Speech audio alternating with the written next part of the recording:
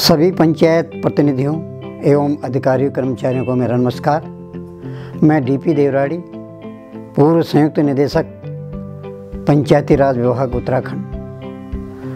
आज आपसे पंचायती राज अधिनियम 2016 के संबंध में जरा चर्चा करूँगा। मैं विशेषकर जो मेरा चर्चा का विषय होगा वो होगा गांव पंचायतों के संबंध में पंचायती राज अधिनियम 2016 के जो मुख्य प्रावधान हैं जो कि आवश्यक हैं, जो आपके काम के लिए आएंगे, उसके संबंध में चर्चा करेंगे। मैं इससे पहले कि विस्तार से कुछ बातें बताऊंगा, थोड़ा सा मैं पंचायती राज अधिनियम 2016 के बैकग्राउंड में चर्चा करूंगा कि 73वें संविधान संशोधन के द्वारा पंचायतों को संवैधानिक दर्जा प्रदान किया गया है। सभी लोग जानते हैं, आप लोग भी जानते हैं। और त्रिस्तरीय पंचायतों के गठन की व्यवस्था पूरे देश में की गई। सबसे नीचे की पंचायत है गांव पंचायत, ग्रास लेवल पे, उसके बाद क्षेत्र पंचायत और उसके बाद शीर्ष लेवल पर जिला पंचायत। 3 पंचायतों की एक व्यवस्था जो है संविधान ने प्रदत्त की है। उसी क्रम में हमारे जो है पंचायतों के कार्य क्या हैं, आखिर में अधिनियम की आवश्यकता क्यों है। 3 प्रकार के कार्य पंचायतों के करने होते हैं। एक नियामक कार्य हैं, एक वैधानिक कार्य हैं और एक जो है विकासात्मक कार्य है। इन तीनों को दृष्टिगत रखते हुए हमने अपना पंचायती राज अधिनियम 2016 को प्रख्यापित किया है। खास बात इसमें है कि उत्तर प्रदेश पंचायती राज अधिनियम 1947 एवं उत्तर प्रदेश पंचायत तथा जिला पंचायत अधिनियम 1961 को मिलाकर राज्य का अपना पंचायती राज अधिनियम 2016 बनाया गया है, जिसमें कुल 194 धाराओं सेक्शन का या धाराओं का प्रावधान किया गया है। इस अधिनियम में 6 भाग और 25 अध्याय। अधिनियम के भाग 1 में धारा 1 एवं 2 सम्मिलित है, भाग 5 में 126 से 178 तक धाराएं सम्मिलित हैं और भाग 6 में 129 से 194 तक धाराएं सम्मिलित हैं। अध्याय और धाराएं जो इसमें सम्मिलित हैं वो तीनों पंचायतों से संबंधित है, क्योंकि अब एक ही अधिनियम हमारा बना है, पहले 2 अलग थी। अब भाग 2 का 2 से 8 तक गांव पंचायतों से संबंधित है, जिसमें 3 से 49 धाराएं सम्मिलित हैं और भाग 3 क्षेत्र पंचायतों से संबंधित है, जिसमें 50 से 85 तक धाराएं सम्मिलित हैं, तथा भाग 4 जिला पंचायतों से संबंधित हैं, जिसमें 86 से 125 तक धाराएं सम्मिलित हैं। ये मैंने आपको एक ग्राउंड बताया अपने अधिनियम का कि किस प्रकार हमारा अधिनियम बना है और क्या क्या व्यवस्थाएं इसमें की गई हैं। हम गांव पंचायत के परिप्रेक्ष्य में आज बात करेंगे ज़्यादा कि गांव पंचायतों का में क्या क्या मुख्य प्रावधान है। सबसे पहले तो ये देखना होगा कि हमारा एक्ट गांव पंचायतों के गठन ये तो क्या बोलता है, उसके मानक क्या है। प्रति क्षेत्र में न्यूनतम 500 की जनसंख्या में गांव पंचायत के गठन की व्यवस्था की गई है नए अधिनियम में, और इसकी अधिकतम जनसंख्या होगी 2000 की जनसंख्या होगी प्रति क्षेत्रों के लिए। और मैदानी क्षेत्रों में न्यूनतम 1000 की जनसंख्या पर एवं अधिकतम 10,000 की जनसंख्या पर गांव पंचायतों का गठन किया जाएगा।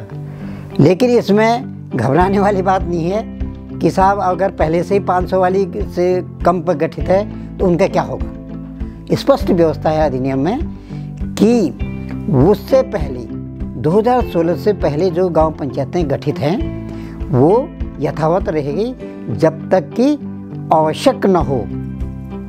तो इसमें ऐसे कोई दिक्कत की बात नहीं। हाँ, इसमें थोड़ा मानकों के आधार पर गांव पंचायतों के सदस्यों की संख्या में परिवर्तन किया गया है। जो 501 से 1000 तक की आबादी वाली गांव पंचायतें हैं उसमें कुछ 7 सदस्य होंगे, और 1001 से 2000 तक की आबादी पर 9 सदस्य, 2001 से 3000 तक की आबादी पर 11 सदस्य, 3001 से 5000 तक की आबादी पर 13 सदस्य और 5000 से अधिक आबादी पर 15 सदस्य, यानी कि न्यूनतम 7 और अधिकतम 15 सदस्य गांव पंचायत में होंगे। और प्रधान तथा 2/3 सदस्यों के निर्वाचन होने की दशा में ही गांव पंचायत का गठन होगा कि जब तक 2/3 सदस्य और प्रधान का निर्वाचन नहीं होगा तब तक गांव पंचायतों का गठन नहीं किया जा सकता। एक सबसे महत्वपूर्ण बात किसी स्थानीय निकाय के लिए, किसी पंचायत के लिए ये है कि वो उसकी जब तक वो बैठकें नियमित रूप से नहीं करते हैं, बैठकों से गुणवत्ता आती है, बैठकों से पारदर्शिता आती है, बैठकों से सहभागिता आती है। तो बैठकों का एक प्रोविजन हमने इस अधिनियम में किया हुआ है जिसमें कि एक गांव सभा और गांव पंचायत दोनों की बैठकों के संबंध में इसमें प्रावधान किए गए हैं। गांव सभा की खुली बैठकें हमने धारा 3 में इसकी व्यवस्था की है और इसमें स्पष्ट क्या है कि गांव सभा की प्रतिवर्ष 4 सामान्य बैठकें होंगी, यानी कि त्रैमासिक तौर पर। पहले एक्ट में इसमें केवल 2 ही थी, लेकिन इसको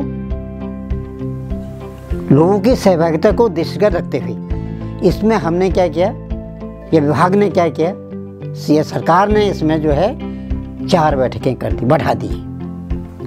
और एक महत्वपूर्ण बात इसमें है कि गणपूर्ति कोरम, जब तक किसी बैठक का कोरम अगर पूरा नहीं होता है तो बैठक अवैध मानी जाएगी। ये आपको ध्यान रखना होगा कि क्या गांव सभा का बैठक के कोरम हम पूरा कर रहे हैं कि नहीं कर रहे हैं। कहीं ऐसा तो नहीं कि 2, 4, 10 लोगों में ही हम गांव सभा की बैठक प्रारंभ कर दे रहे हैं और बाद में जब कभी कोई वैधानिक अड़चनें आए, कोई दिक्कतें आएगी, कोई कंप्लेंट होगी है या प्रस्ताव को आगे तक जाना है तो पता चला कि उसमें कोरम ही नहीं है। तो कोरम के अभाव में अगर की गई बैठक जो है नियमानुसार नहीं मानी जाएगी। तो ये जरूरी है कि इसकी गणपूर्ति क्या है, कोरम क्या है। गांव सभा की कुल सदस्यों की संख्या के 1/5 अथवा कुल परिवारों की संख्या के 1/2 परिवारों के प्रतिनिधि अगर उपस्थित होते हैं तो कोरम मान लिया जाएगा। अब गांव सभा के सदस्य कौन हैं, ये प्रश्न उठेगा आपके सामने। तो आप समझिए कि गांव सभा के वो सारे लोग सदस्य हैं जो गांव सभा में बालिग हैं तथा उनका मतदाता सूची में नाम हो। अगर उनका मतदाता सूची में नाम है तो गांव सभा के सदस्य हो गए। तो उनके 1/5 अथवा कुल परिवारों की संख्या के 1/2 परिवारों के प्रतिनिधि अगर उपस्थित हैं तो कोरम पूर्ण माना है। लेकिन कि गणपूर्ति कोरम के अभाव में स्थगित की गई किसी बैठक के लिए गांव सभा के सदस्यों की संख्या के 1/10 अथवा कुल परिवारों की संख्या के 1/4 परिवारों के प्रतिनिधियों की उपस्थिति आवश्यक है। ऐसा हो सकता है कि पहले दफे की बैठक में 1/4 मतलब 1/5 मेंबर उपस्थित न हो अथवा 1/2 परिवारों के प्रतिनिधि न हो, तो उस दशा में आपकी बैठक स्थगित करनी होगी और उसके बाद दूसरी बैठक उसी एजेंडे पर दूसरी बैठक को आह्वान करना पड़ेगा, दूसरी बैठक आहूत करनी पड़ेगी और जिसमें आपको कोरम के लिए छूट मिलेगी। वो छूट होगी कुल सदस्यों की संख्या के 1/10, यानी अगर आपके 100 मतदाता हैं तो 10 से आपका काम चल जाएगा कोरम में दोबारा में। और अगर आपके जो है 50 परिवार हैं तो 13 परिवारों के प्रतिनिधि अगर उपस्थित होते हैं तो कोरम पूरा हो जाएगा। तो इसका ध्यान रखिए आप, कोरम का बहुत ध्यान रखना बहुत आवश्यक है। अगर कोरम का ध्यान होगा तो बैठक अवैध मानी जाएगी, इसका हमेशा ध्यान रखिए। इसी ढंग से गांव सभा की खुली बैठक कैसे, एजेंडा कैसे जाएगा इसका, नोटिस और सूचना बैठक की तिथि से कम 15 दिन पूर्व चस्पा कर या ढोल पीट कर या प्रचार प्रसार गांव के सार्वजनिक स्थानों पर चिपका कर चस्पा कर इसको एजेंडा जो है नोटिस है उसकी सूचना दी जा सकती है। गांव सभा की बैठक की अध्यक्षता प्रधान या उसकी अनुपस्थिति में उपप्रधान करेगा। असाधारण और सामान्य बैठकें भी इस गांव सभा की होगी। यह है कि विहित प्राधिकारी द्वारा लिखित रूप में मांग किए जाने पर अथवा सदस्यों की संख्या के कम से कम 1/5 की मांग पर ऐसी मांग के दिनांक से 30 दिन के भीतर गांव सभा की बैठक बुलाई जाएगी। ये अनिवार्य है। गांव सभा प्रधान को चाहिए कि अगर इस प्रकार की कोई मांग होती है या इस प्रकार के कोई निर्देश होते हैं तो उनको गांव सभा की बैठक 30 दिन के अंदर बुलानी आवश्यक है। ये कुछ प्रोविज़न है गांव सभा की बैठक के, मोटा मोटा। इसके कार्य लंबे चौड़े हम बाद में चर्चा करेंगे इस पर। यही दूसरा है गांव पंचायत की बैठक। गांव सभा और गांव पंचायत, इसमें अंतर भी समझना होगा। गांव सभा जैसे मैंने कहा कि सारे मतदाता इसके मेंबर होते हैं, ये गांव सभा हुई। गांव पंचायत में गांव पंचायत के निर्वाचित सदस्य, यानी प्रत्येक वार्ड से जो निर्वाचित सदस्य हैं वो गांव पंचायत के कार्यकारिणी या गांव पंचायत के मेंबर होते हैं। तो कार्य संपादन के लिए अगर कोई काम हमने करना है, किसी भी कार्य के लिए, गांव पंचायत के लिए गांव पंचायत की बैठक सामान्यतः प्रत्येक मास में कम से कम एक बार होगी। जहां गांव सभा की बैठक साल में 4 थी, वहीं गांव पंचायत की बैठक प्रत्येक माह में एक बार होनी आवश्यक है। किंतु 2 लगातार बैठकों के बीच 2 मास का अंतर नहीं होगा। ये नियम है। ये हर प्रधान को, हर सदस्य को, हर कर्मचारी को इसकी जानकारी होनी चाहिए कि हम कब कब गांव पंचायत की बैठक बुलानी हमारे लिए आवश्यक है। यहाँ पर भी गणपूर्ति बहुत आवश्यक है।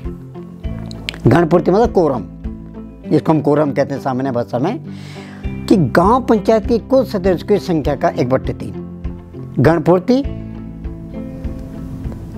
होनी आवश्यक है। लेकिन अगर कोरम के अभाव में स्थगित की गई किसी बैठक के लिए गणपूर्ति दूसरी बार भी 1/3 ही रहेगी। पहले छूट थी, पहले थी कि कोरम की आवश्यकता नहीं होगी। एक कोरम के अभाव में स्थगित बैठक में कोरम की आवश्यकता नहीं होगी, ये क्या था? ये पहले एक्ट में प्रावधान था।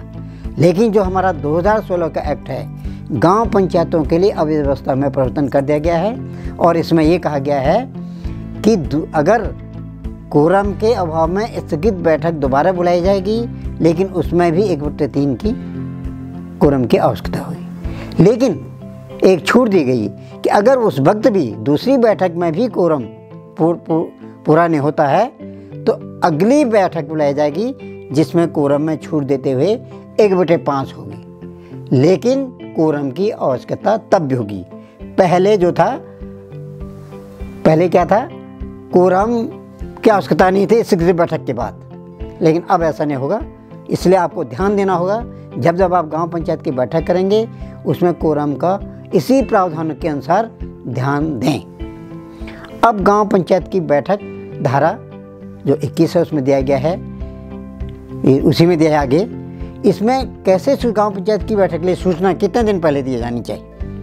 तो ये है कि कम से कम 5 दिन पूर्व ये सूचना हर मेंबर को दी जानी चाहिए। देने का तरीका गांव पंचायत को तय करना है। वो ढुकढुकी पिटा के दे सकता है, सदस्यों को साइन करा कर दे सकता है, सार्वजनिक स्थानों पर चस्पा करके दे सकते हैं। कैसे भी दें, पर यह सुनिश्चित करें कि प्रत्येक सदस्य को गांव पंचायत की बैठक की सूचना अवश्य मिल जाए। और गांव पंचायत की बैठक की अध्यक्षता ग्राम प्रधान ही करेंगे। लेकिन किन्हीं कारणों से ग्राम प्रधान उपस्थित नहीं हैं तो उनकी अनुपस्थिति में उप प्रधान जो है गांव पंचायत की बैठक की अध्यक्षता करेंगे। गांव पंचायत की भी कुछ असाधारण बैठकें हो सकती हैं। ऐसा नहीं कि हमने कह दिया कि साहब की ये बैठक है इसके बाद नहीं कर सकते हैं। तो प्रोविजन पंचायत एक्ट में कर दिया गया है कि किसी समय और सदस्यों के में से 1/3 से अन्यून सदस्य ये मांग करते हैं, लिखित मांग करते हैं, तो ऐसी मांग की दिनांक के 15 दिन के भीतर बैठक बुलाई जाएगी। लेकिन एक चीज़ देखिए, गांव पंचायत गांव सभा की बैठकें केवल सार्वजनिक सरकारी भवनों अथवा गांव पंचायत के किसी खुले स्थान पर ही आयोजित की जाएगी। ये ध्यान रखिए। ऐसा न हो कि आपने प्रधान के घर में कर दी या किसी व्यक्ति के घर में कर दी और उसमें लोगों की भागीदारी कम होगी या लोग वहाँ आना नहीं चाहते हो। तो ध्यान रखिए कि एक्ट का प्रोविज़न है ये कि बैठक जब भी हो वो कहाँ हो, गांव सभा के कार्यालय में हो, सार्वजनिक भवन में हो, पंचायत भवन में हो या किसी सार्वजनिक स्थान के खुले स्थान पर हो। इसका ध्यान रखें। एक बहुत महत्वपूर्ण है गांव पंचायत की समितियां। गांव पंचायतों में 6 समितियों का प्रावधान किया गया है और इन 6 समितियों का गठन हर पंचायत को करना है। धारा 35 में इसकी व्यवस्था कर दी गई है नए एक्ट में। और 6 समितियां हैं: नियोजन एवं विकास समिति, शिक्षा समिति, निर्माण कार्य समिति, स्वास्थ्य एवं कल्याण समिति, प्रशासनिक समिति एवं जल प्रबंधन समिति एवं जैव विविधता प्रबंधन समिति। ये 6 समितियों का गठन इसमें करना है।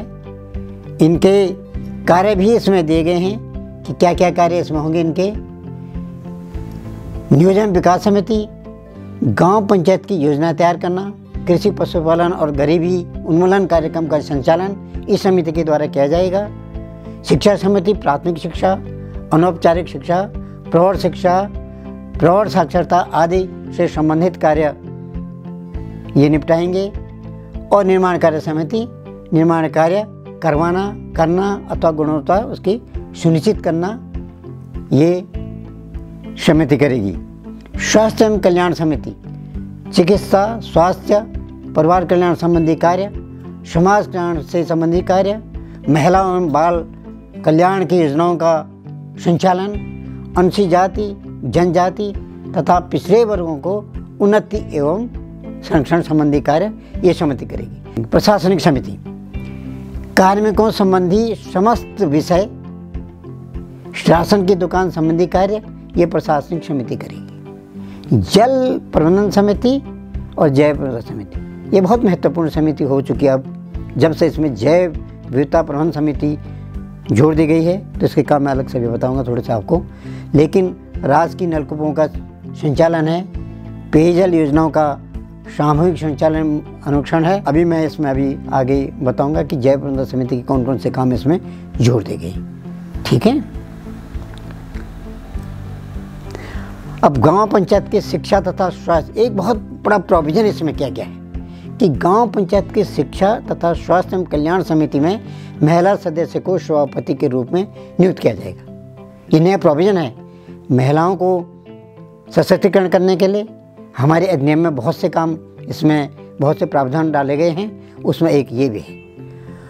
और तीसरी पंचायतों में जैसे मैं अभी कह रहा था, जल प्रबंधन एवं जैव विविधता प्रबंधन समिति क्या क्या कार्य करेगी ये नए सिरे से इसमें जोड़ दिए गए हैं। जैसे नलकूपों और पेयजल योजनाओं का समुचित संचालन और अनुरक्षण, आबादी क्षेत्रों में पर्यावरण सुरक्षा के उपाय, भूमि के विभिन्न प्रकारों, परंपरागत किस्मों एवं खेतों का संरक्षण, पशुओं एवं सूक्ष्म जीवों का भंडारण तथा जैव विविधता से संबंधित विषयों की जानकारी ये जैव विविधता समिति है। इसमें कुछ प्रधान का बहुत बड़ा योगदान है, ये रोल है, भूमिका है पूरे गांव पंचायत के कार्यों के संचालन के लिए। तो प्रधान के कुछ ऐसे कर्तव्य हैं कि जो उसको बहुत अपनी जिम्मेदारी के साथ निभाने चाहिए। जैसे गांव सभा में गांव पंचायत की बैठक बुलाना तथा उनकी कार्रवाई पर नियंत्रण करना, ये ग्राम सभा प्रधान का कर्तव्य है। पंचायतों की समितियों का गठन कर उसके सदस्य के रूप में अपने कार्यों और भूमिका का निर्वहन करना, पंचायतों की आर्थिक व्यवस्था और प्रशासन की देखभाल करना तथा उसके व्यक्तिगत में सूचना देना, उसके संबंध में सूचना देना सभी को, गांव पंचायत के कार्यों को क्रियान्वित करना तथा विभिन्न रजिस्ट्रों का रखरखाव करवाना, गांव पंचायतों की संपत्तियों की सुरक्षा व्यवस्था करना तथा गांव पंचायतों द्वारा निर्धारित विभिन्न शुल्कों की वसूली सुनिश्चित करना, गांव पंचायत अब्लिक गांव सभा की ओर से सिविल वाद दाखिल करना, अभियोजन प्रारंभ करना एवं पत्राचार करना। ये सारे काम जो है गांव प्रधान के हैं, या अधिनियम या किसी अन्य विधि द्वारा अपेक्षित अधिरोपित ऐसे अन्य कर्तव्यों का निर्वहन करना, जैसे कि हमारे अधिनियमों में व्यवस्था की गई है। ये सारे प्रधान के कर्तव्य हैं। इसमें एक बहुत चीज़ है, बहुत महत्वपूर्ण चीज़ है, गांव पंचायत के आय के स्रोत भी इस अधिनियम में डाले हैं। ये धारा 40 में इसकी गांव निधि की स्थापना की बात की गई है। तो जैसे कर से प्राप्त आय, अनुदान तथा ऐसी समस्त धनराशि जिसे नियमावली अथवा किसी अन्य कानून ने ग्राम निधि में जमा करने की आज्ञा दी हो। गांव पंचायत के नाम तथा नाम जमा अवशेष ये गांव निधि में रहेंगे। राज्य की संचित निधि से सहायता अनुदान वित्त आयोग यानी कि राज्य का या केंद्रीय वित्त आयोग या किसी अन्य संस्था से प्राप्त धनराशि गांव निधि का हिस्सा होंगे, पार्ट होंगे, भाग होंगे। संग्रहित धूल, गंदगी, गोबर, कूड़ा करकट आदि को बिक्री के प्राप्त धनराशि ये भी आय का स्रोत हो सकता है। नजूल संपत्ति, लगान तथा उनकी आय का ऐसा भाग जिसे राज्य सरकार द्वारा ग्राम निधि में जमा किए जाने का निर्देश हो। कर एवं फीस का आरोपण करने का धारा 46 एक बहुत बड़ी नई धारा जोड़ी गई इसमें, और जिसमें बहुत से प्रावधान कर दिए गए हैं कि गांव पंचायत जो है अपने आय के स्रोत के लिए कर एवं फीस का आरोपण कर सकती है, जिसमें भू राजस्व, करों और देयों की माल गुजारे की बकाया के रूप में वसूली है। अस्थायी रूप से स्थित प्रेक्षागृह, सिनेमा अथवा इसी प्रकार के आमोद गृह पर शुल्क है। पशुओं एवं अन्य यंत्र चालित वाहनों पर कर और शुल्क है। बाजारों, हाटों अथवा मेलों में बिक्री के लिए सामानों को अभिदर्शित करने वाले व्यक्ति पर कर है। पशु वधशाला के लिए लाइसेंस एवं रजिस्ट्रेशन पर फीस है। हाट बाजार का लाइसेंस, स्टैम्प ड्यूटी पर सरचार्ज, पंचायतों की संपत्ति पर अतिक्रमण की दशा में जुर्माना। ये बहुत सी बातें नए अधिनियम में हमने सरकार ने जोड़ी है। इसमें वधशालाओं और पड़ावों की भूमि प्रयोग के लिए फीस, जल शुल्क, निजी शौचालयों और नालियों की सफाई के लिए कर, सड़क सफाई, रोशनी एवं स्वच्छता पर कर, ये व्यवस्था गांव पंचायत करेगी तब उस दशा में। सिंचाई शुल्क, राज्य सरकार द्वारा प्राधिकृत अन्य कर, परिवार की नकल हेतु फीस। ये कुछ इतने से प्रोविज़न है। इसके अलावा बहुत से प्रोविज़न है कि गांव पंचायत में अगर कोई लिकोर या शराब की दुकान है तो उससे भी उपशुल्क गांव पंचायत लेने का अधिकार नए एक्ट में, अधिनियम में दिया गया है। तो ये सारी व्यवस्था नियमों में तय की जाएगी। उसके आधार पर गांव पंचायतें इस पर शुल्क लगा सकती हैं और अपने आय के स्रोत में वृद्धि कर सकती है। ये बहुत महत्वपूर्ण भाग है गांव पंचायतों के लिए। और ग्राम प्रधान एवं ग्राम पंचायत विकास अधिकारी इसको पूरा गांव पंचायत की बैठक में इसका प्रस्ताव बनाकर, कर आरोपित और शुल्क आरोपित का प्रस्ताव बनाकर गांव सभा से अनुमोदन लेंगे और इसके गांव सभा में प्रचार प्रसार करेंगे और उसके बाद अंतिम रूप से इसका निर्धारण कर इसको तय करेंगे। तो ये ध्यान रखें, एक निश्चित प्रक्रिया के तहत ही हम गांव पंचायतों पर कर निर्धारण और शुल्क निर्धारण का कार्य करेंगे। एक बजट है गांव पंचायत का बजट, धारा 44 में व्यवस्था करके प्रत्येक गांव पंचायत को आगामी वर्ष के लिए अपना नवंबर माह तक, जो कि अप्रैल से प्रारंभ होने वाले वित्तीय वर्ष के लिए गांव पंचायत को अनुमानित प्राप्तियां व्यय का विवरण तैयार करेगी। बजट है, बजट एक महत्वपूर्ण पहलू है गांव पंचायत का। जनरली क्या होता है कि इसकी अनदेखी की जाती है गांव पंचायतों में, लेकिन मेरा गांव प्रधानों से, गांव पंचायत कर्मचारियों से, गांव पंचायत अधिकारियों से, विकास अधिकारियों से ये अनुरोध है कि वे इसकी अनदेखी न करें। हर वर्ष जो है बजट अवश्य बनाएं, जिससे कि आपका अनुमानित आय और व्यय का एक खाका आपके पास रहेगा, जिसके आधार पर आप अपनी प्लानिंग कर सकते हैं आगे। बजट कैसे होता है कि गांव पंचायत बैठक में उपस्थित और मत देने वाले सदस्यों के साधारण बहुमत से पारित किया जाता है। लेकिन इसमें कोरम कितना होता है? 1/2 कम से कम होना चाहिए, आधा होना चाहिए, क्योंकि पहले में 1/3 है, लेकिन बजट वाले उसमें 1/2 होना चाहिए। बजट बनने से गांव पंचायतों की समस्त आय व्यय का एक खाका मिलेगा, जिससे उन्हें कार्य योजनाओं को मूर्त रूप देने में सुविधा होगी। बजट का निर्माण गांव पंचायतों में सर्वाधिक उपेक्षित रहा है, ये मैं पहले भी कह चुका हूँ। लेकिन इस कार्य को अनिवार्य रूप से किया जाना चाहिए और कृपया इसका ध्यान दें। इसी ढंग से योजना तैयार करना, जब आपका बजट होगा तो आप योजना तैयार भी करेंगे।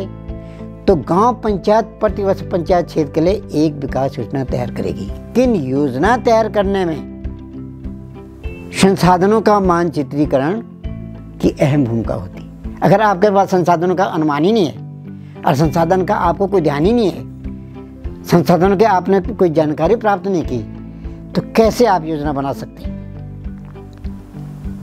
तो आपके संसाधन कैसे पता करते हैं, आप कैसे उसकी जानकारी करते हैं? आप ऐसे करते हैं, एक तो देखते हैं कि गत वर्ष का क्या अनुमान क्या है, गत वर्ष का वास्तविक हमारे पास क्या क्या संसाधन थे और आगामी वर्ष में कौन से इसमें वृद्धि होने वाली है, या आगामी वर्ष में कौन से संसाधन और मिलने वाले हैं, कहाँ से मिलने वाले, इसकी जानकारी आप प्राप्त कर लेंगे विभिन्न विभागों से।